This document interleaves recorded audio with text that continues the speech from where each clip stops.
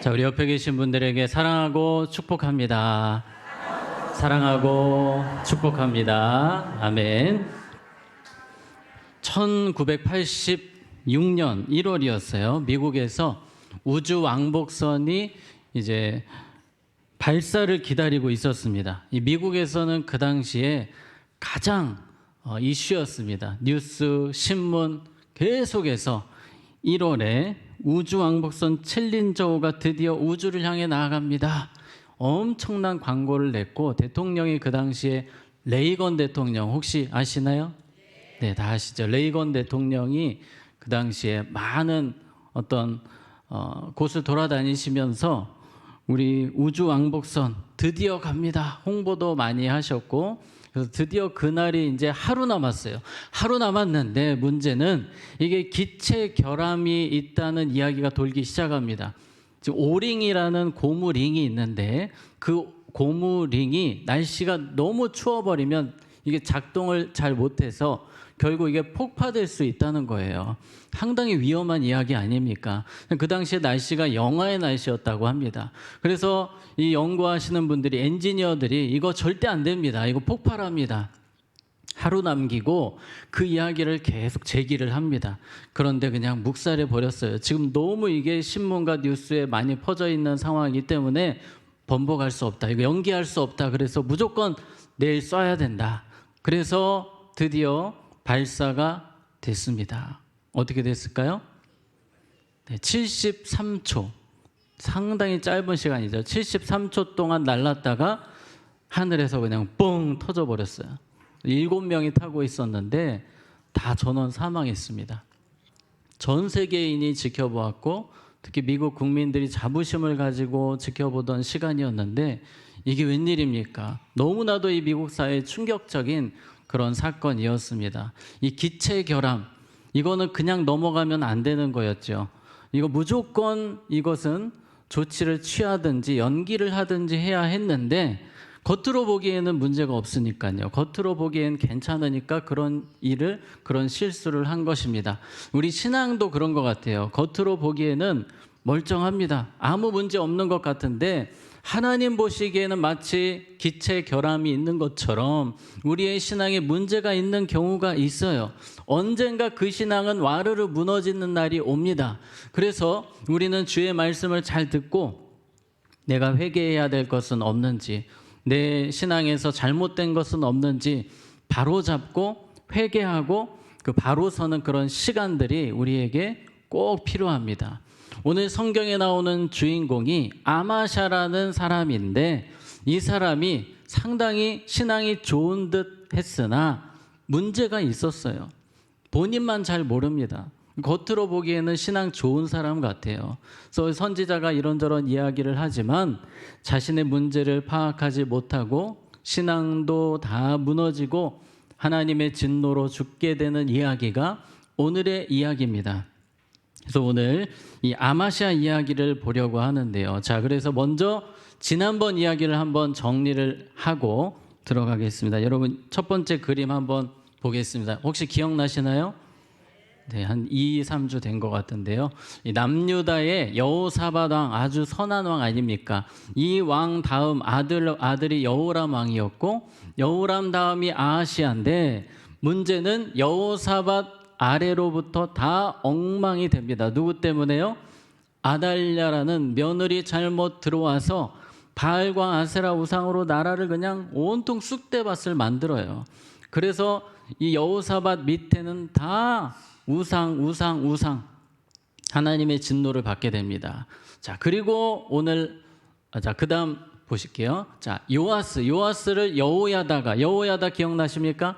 여호야다 제사장이 잘 숨겨가지고 7살이 되었을 때 왕으로 추대를 하면서 나라의 왕이 되었고, 여기까지 너무 좋았습니다. 여호야다가 계속해서 선한 영향력을 끼치고 그 영향력을 요아스가 받아서 믿음으로 나라를 잘 다스렸어요. 여기까지 딱 좋았는데 누가 죽습니까? 여호야다가 죽은 뒤로부터 이 요아스 왕이 이 방백들의 말을 들으면서 이상하게 나라 흐름이 흘러갑니다. 우상들을 막 다시 가져오는 거예요. 자, 그 다음 그림 보시면 그래서 결국 요아스도 죽게 됩니다. 누가 죽였냐면 신하들이 반역을 해서 왕을 죽여버립니다. 이렇게 요아스 왕이 끝났어요. 결국은 여호사밧 다음으로 나오는 모든 왕들이 뭔가 하는 것 같지만 결국은 다 우상 때문에 무너지고 하나님의 진노를 받게 됩니다. 자, 그런데 오늘 아마샤는 조금 다르긴 해요. 이 아마샤 이야기를 자 1절부터 한번 보겠습니다. 우리 1절에 보시면 아마샤가 왕위에 오를 때 나이가 25세라 예루살렘에서 29년 동안 다스리니라. 그의 어머니 이름은 여호와따니오 예루살렘 사람이더라. 아멘. 자, 아마샤는요 지난날의 모든 사건들을 다 알고 있습니다. 25세의 청년이기 때문에 알 만큼 아는 사람이에요. 아버지가 왜 죽었는지 알고 있습니다. 하나님 뜻대로 살지 않아서 죽었다는 것을 정확하게 파악을 했어요. 나는 누구처럼 살지 않을 것이다? 아버지처럼 살지 않을 것이다. 나는 하나님 잘 섬길 것이다. 여호야다에 대해서도 잘 알거든요. 내가 선한 사람들, 제사장, 선지자 이런 분들의 말을 잘 듣고 나라를 하나님의 말씀으로 잘 이끌어야지. 이 마음이 이 아마샤에게 있었습니다. 자, 2절 말씀에 보시면 이 아마샤를 이렇게 설명합니다. 아마샤가 여호와 보시기에 어떻게 정직하게 행하기는 하였으나 조금 아쉽죠. 어떤 마음으로? 온전한 마음으로 행하지 아니하였더라. 아멘. 하나님 앞에서 잘하려고 하기는 했으나 온전한 마음이 아니래요. 온전한 마음을 다른 표현으로 하면 전심으로 하나님을 섬기지 않았다, 이런 표현입니다. 그러니까 겉으로 보기에는 아마샤 왕 믿음 좋은 왕이야 이런 이야기를 들었지만 하나님 보시기에는 부족한 부분이 있었어요. 전심은 몇 %입니까? 100%예요. 하나님을 100% 사랑하고 하나님을 위해서 살기로 뜻을 정하고 사는 사람, 100이라고 할 수 있겠지만 이 아마샤의 모습을 놓고 본다면 이 사람은 한 70% 될까요? 한 60% 될까요? 그 정도였어요. 하지만 겉으로 볼 때는 신앙이 좋은 왕이었다는 것입니다. 자, 3절에서 4절 보시니까 그의 나라가 굳게 섬에 그의 부왕을 죽인 신하들을 죽였으나 그들의 자녀들은 죽이지 아니하였으니 이는 모세의 율법책에 기록된 대로 함이라. 곧 여호와께서 명령하여 이르시기를 자녀로 말미암아 아버지를 죽이지 말 것이요. 자, 여기까지만 읽겠습니다. 나라가 딱 세워지고 나니까 참모들이 다 같이 이야기를 합니다. 그 아버지 요아스 왕을 죽인 신하들을 처벌해야 됩니다. 사형에 처하게 하십시오. 모든 분위기가 조성이 됐습니다. 그래서 이 아마샤가 사형 언도를 내리는데 원래 지금까지의 관습들을 보게 되면 우리나라도 반역죄가 있는 그런 집안은 삼족을 멸해라 뭐 그런 말이 있어요. 여기도 사실 그런 분위기였습니다. 그의 자녀 손까지 다 죽여야 됩니다. 조금은 억울한 부분입니다. 그러나 이 당시에 이런 일을 했던 이유는 복수할까 봐, 그의 자손들이 나중에 복수할까 봐 살리면 안 됩니다. 그런 분위기였지만 아마샤는 죽입니까? 안 죽입니까?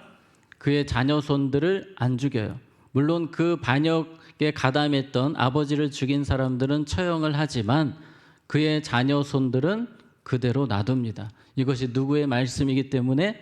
하나님의 말씀이기 때문에 주변에서 다 죽이라고 언젠가 복수한다고. 그런데 아마샤는 그래도 하나님 말씀대로 살려고 하는 마음이 있었어요.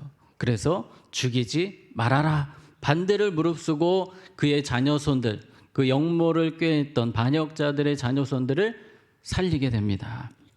자, 여기까지는 정말 좋아요. 여기까지는 아마샤가 그래도 뭔가 하나님 잘 섬기는 모습이었습니다. 자, 그런데 에돔이라는 나라하고 전쟁을 해야 되는 상황이 된 겁니다. 이 아마샤가 이 군사력이 30만입니다. 남유다 군사력이 30만인데 이 정도만 해도 전쟁할 만합니다. 그런데 이 아마샤가 머리를 굴리는 거예요. 더 많아야 될 것 같다. 용병들이 필요하다. 그래서 이 나라 저 나라 찾아봅니다. 어디서 우리에게 한 10만 명 정도 용병 좀 우리가 구할 수 있을까? 물론 우리가 돈을 지불하겠습니다 하면서 여기저기 찾아보는데 신하들이 북이스라엘을 추천합니다. 지금 여기는 남유다예요. 북이스라엘을 추천하는데 북이스라엘은 과거에 여호사밧 왕이 아합 왕과 친하게 지내다가 나라를 엉망으로 만든 그런 이유가 되었거든요. 북이스라엘하고는 친하게 지내면 안 돼요. 북이스라엘은 하나님의 뜻이 아닙니다. 그런데 아마샤가 자꾸 귀를 기울이는 거. 북이스라엘 10만 명 괜찮은데 신하들이 또 이야기합니다. 거기 병사들은 가성비가 좋습니다. 저희가 싸게 10만 명 데려올 수 있으니까 이쪽으로 계약을 합시다.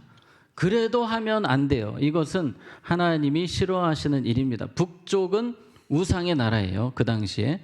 이 부분은 하나님이 싫어하시기 때문에 하면 안 되는데 계약서 날인을 합니다. 그리고 계약금을 지금 돈으로 하면 수백억을 보냈어요. 수백억 보내고 나서 이제 군인들이 신나가지고 10만 명이 내려옵니다. 용병들이. 이 신나가지고 왜 내려오냐면 이 계약금도 받았지만 또 거기다가 성과급도 있어요. 성과급. 전쟁에 이기게 되면 전리품을 얻게 됩니다. 이 전리품이 용병들에게 다 돌아가요. 그러니까 용병들은 전쟁 한번 딱 참여하면 부자가 되는 거예요. 그래서 기대에 부풀어서 이 사람들이 전쟁하러 지금 내려오고 있습니다. 10만 명이 거의 집결을 한 상황이었어요. 그때 하나님의 말씀이 선포가 됩니다. 7절 말씀이에요. 어떤 하나님의 사람이 아마샤에게 나와서 이르되 왕이여 이스라엘 군대를 왕과 함께 가게 하지 마옵소서.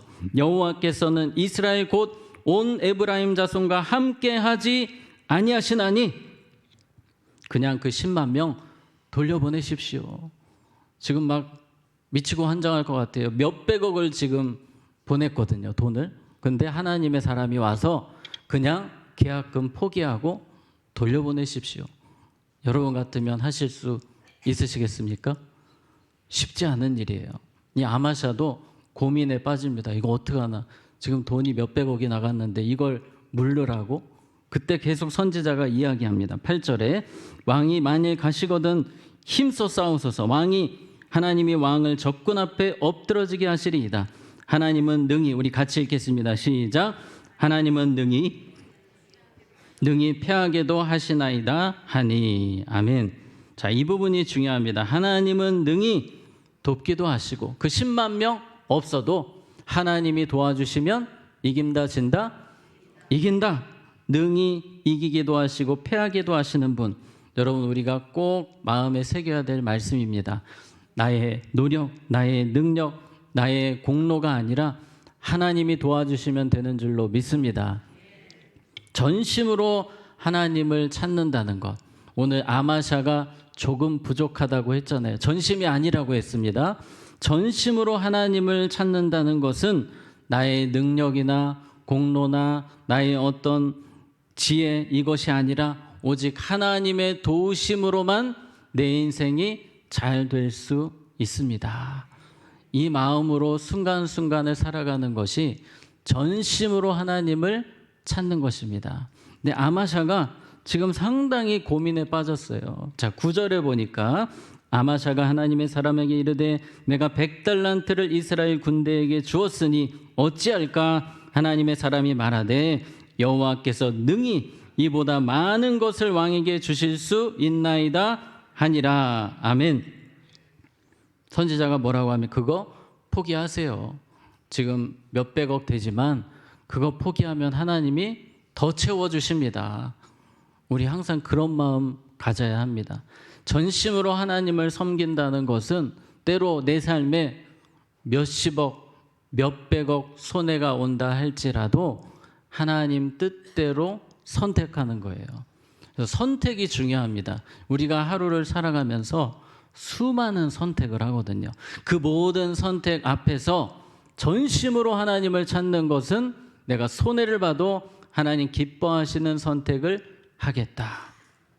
이것이 바로 전심으로 하나님을 섬기는 것입니다. 자, 이 말을 들었을 때 아마샤가 상당히 힘들어 하다가 그래도 결단을 합니다. 여기까지 여기까지도 좋았어요.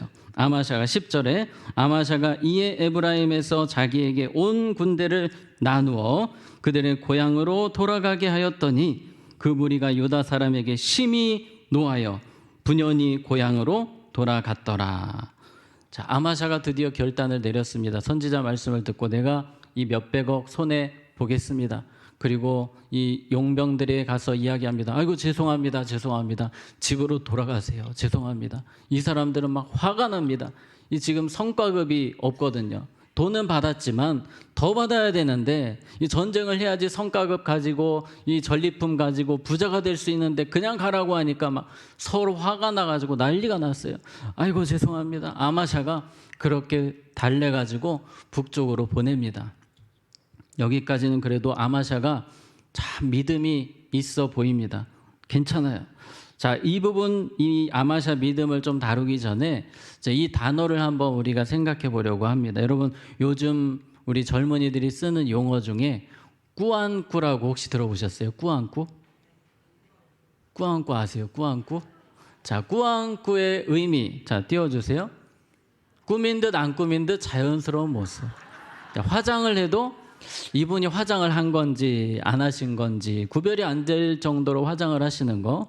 또 패션도 예쁘게 입고 왔네 한데 나 집에서 그냥 입던 옷 입고 왔는데 꾸민 듯 안 꾸민 듯 이게 꾸안꾸 패션, 네.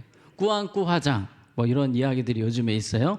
마치 그런 것처럼 자 띄워주세요. 신잇 신업 이건 뭘까요? 신앙이 있는 듯 신앙이 없는 듯.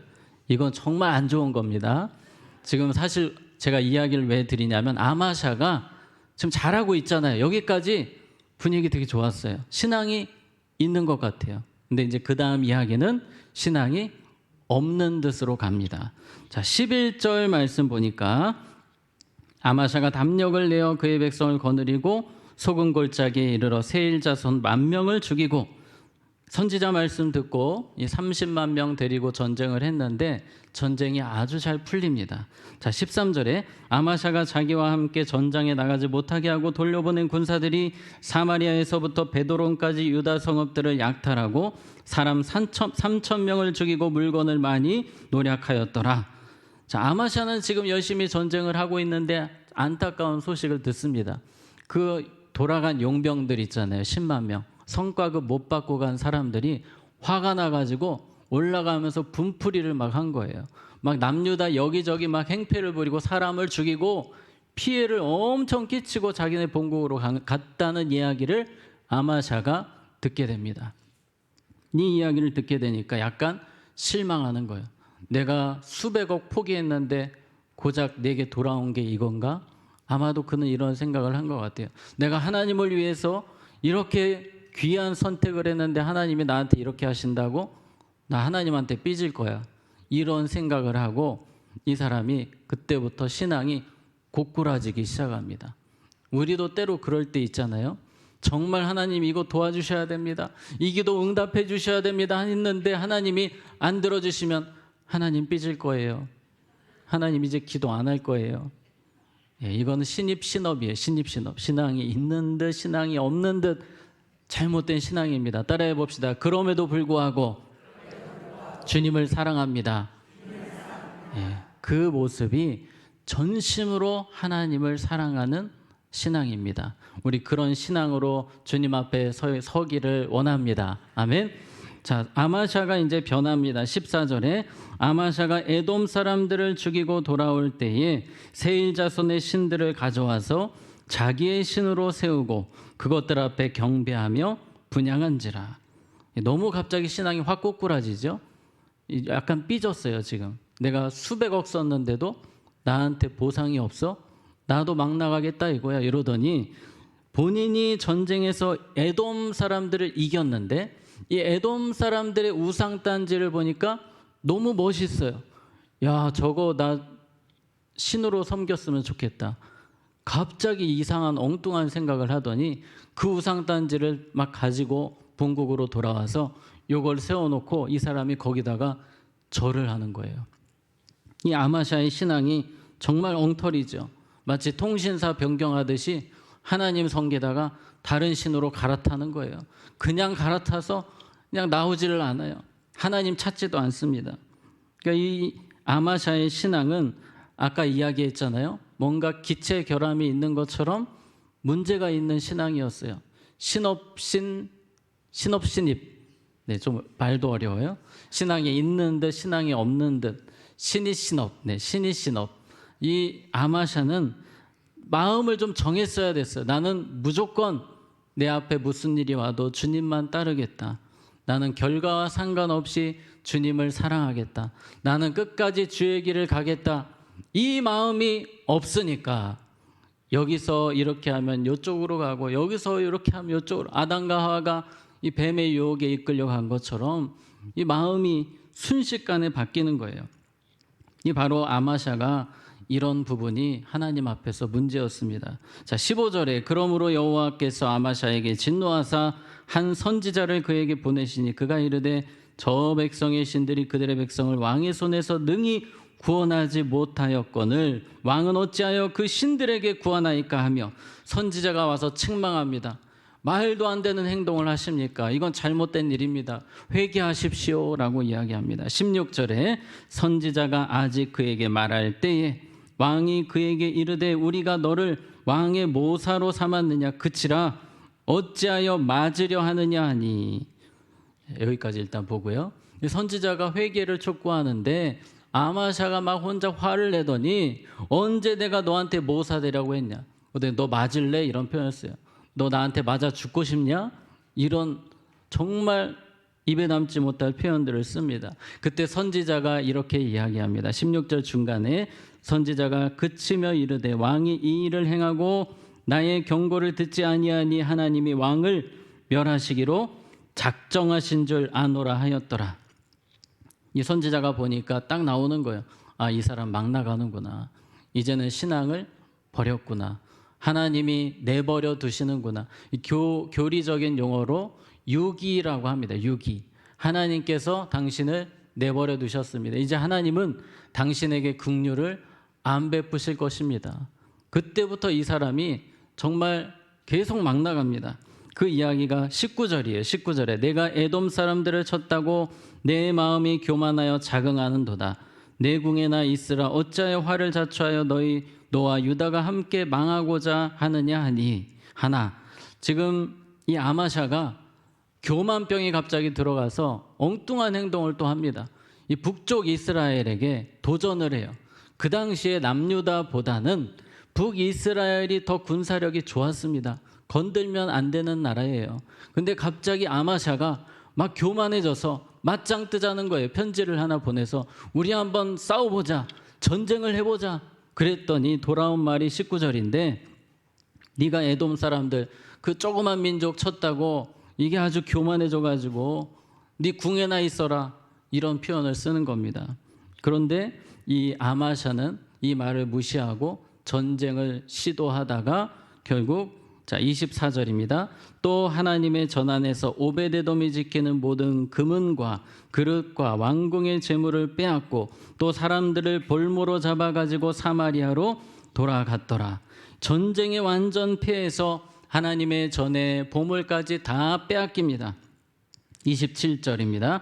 아마샤가 돌아서서 여호와를 버린 후로부터 예루살렘에서 무리가 그를 반역하였으므로 그가 라기스로 도망하였더니 반역한 무리가 사람을 라기스로 따라 보내어 그를 거기서 죽이게 하고, 아버지처럼 나는 살지 않겠다고 했는데 아버지랑 똑같이 죽게 됩니다. 이게 바로 아마샤의 끝이었어요. 제가 아까 아마샤의 신앙을 신입 신업, 뭔가 이게 신앙이 있는 것 같기도 하고 없는 것 같기도 하고 이 중간지대 같은 신앙임을 말씀드렸어요. 요한계시록에 보면 이런 신앙을 따라해 봅시다. 미지근한 신앙. 우리가 잘 아는 말씀이에요. 요한계시록 3장 16절 같이 읽습니다. 시작. 내가 이같이 미지근하여 뜨겁지도 아니하고 차지도 아니하니 내 입에서 너를 토하여 버리리라. 아멘. 두려운 말씀입니다.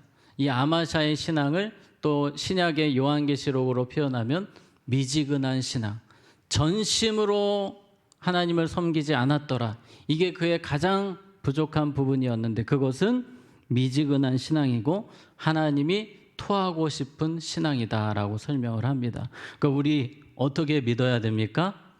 잘 믿어야 되는 줄로 믿습니다. 그냥 건성건성 아니고 이것도 좋고 저것도 좋고 아니고 따라해 봅시다. 뜻을 정하고 주님을 섬기겠습니다. 아멘. 이리 갔다 저리 갔다 하는 신앙이 아니라 다니엘과 세 친구처럼 내가 정말 뜻을 정하고 주님을 사랑하겠습니다.